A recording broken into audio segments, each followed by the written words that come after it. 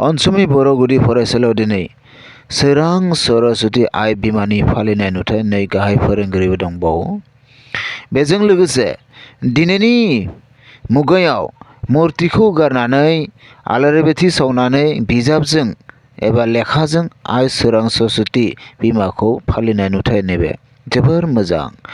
आर'जनि हाबाफारियाव बाहागो लाफैदों अनसायपुर गामिया लोगोसे दाब दाब गामिनि नैबे आफादगिरिया बिबुंथि नैबे आर'ज हाबाफारियाव गेदेमा बोसोनगिरि बिथांमोना बाहागो लाफैदों।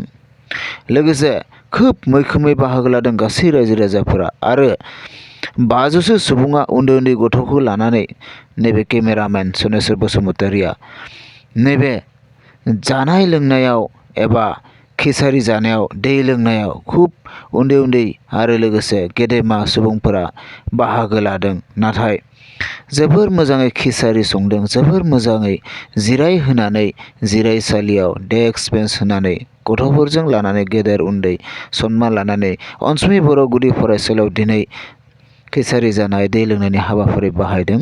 नै रायजोफोर गासैबो रायजोफोरा नाय, अननानै साबस्क्राइब